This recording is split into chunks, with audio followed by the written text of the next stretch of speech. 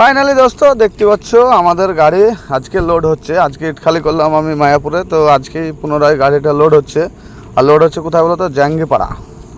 জাঙ্গিপাড়া গজার মোড় থেকে যে ডান দিকে রাস্তায়। আর মালের কোয়ালিটি দেখো কী মাল লোড হচ্ছে।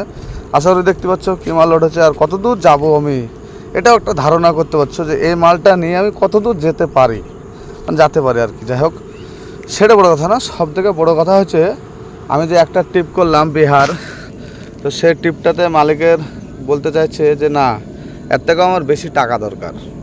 কিন্তু অ্যাকচুয়ালি গাড়ি মালিকের সাথে হিসাবই হয়নি যে কত টাকা বেচেছে না বেচেছে। গাড়ি মালিক এখন জানেই না। গাড়ি মালিক বলছে এখন নোকালে ভালো বাঁচবে, কেননা সবারই কাছ থেকে শুনছে জানছে, বলছে নোকালে ঠিক আছে। তো সেটা বড়ো কথা না। সব থেকে বড়ো কথা যেটার জন্য ভিডিওটা স্টার্ট করেছি, তো চলো তোমাদেরকে মালের কোয়ালিটিটা দেখাই আর কত টাকা ভাড়া। আর এ বিষয়ে এটা তো একটা টোটালি লাভের ভাড়া। তো অ্যাকচুয়ালি গাড়িটা যদি 2-3 দিন দাঁড়িয়ে যায় তাহলে ধরো লস হয়ে যাবে, নাহলে কিন্তু টোটালটাই লাভের টাকা। আমাদেরকে পানাগড় ধরো খালি গাড়ি যেতে হয়, কেননা পানাগড় থেকে অ্যাভেলেবেল 60টা হচ্ছে মুর্শিদাবাদ সাইডের।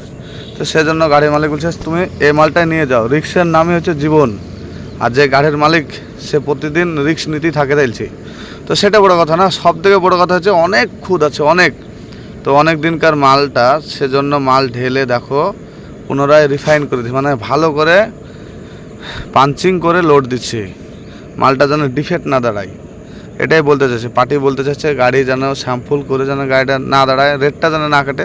তো যাই হোক, যে ব্যবসা করছে সে ব্যবসার বিষয়ে বুঝে। আমরা ধরো ভাড়া, গাড়ির ড্রাইভার, ভাড়ার বিষয় ছাড়া আদার্স কিছু বুঝি না।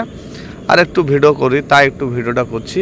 তো অ্যাকচুয়ালি ভিডিওটা করার আরও উদ্দেশ্য হচ্ছে অনেক কিছু বোঝানোর আছে। আর এটা দেখাচ্ছে যে লোডিং, সে বলছে দেখো মালের কোয়ালিটিটা। তো আমি নিজেও একটু দেখে নিচ্ছি যে মালের কোয়ালিটিটা কত সুন্দর। আর অনেকজন অনেক কথাই বলছো, অনেক কাকে রিপ্লাই দেবো আমি বলো তো? অ্যাকচুয়ালি আমি কাউকে রিপ্লাই দেবো না। টাইম আসলে সবাই দেখতে পাবে আমি কি করছি, কোথায় আছি। অবশ্যই ভিডিওর মাধ্যমে তো সব কিছু পেয়ে যাচ্ছ। তবে হ্যাঁ, একটা কথা জানবে, 2024-25 যেটা ছিল সেটা আলাদা ব্যাপার। এখন 2026 বস। কারণ আমি কারো হেল্প আর বললাম না, সেটা বুঝে নাও ভিডিওর মাধ্যমে।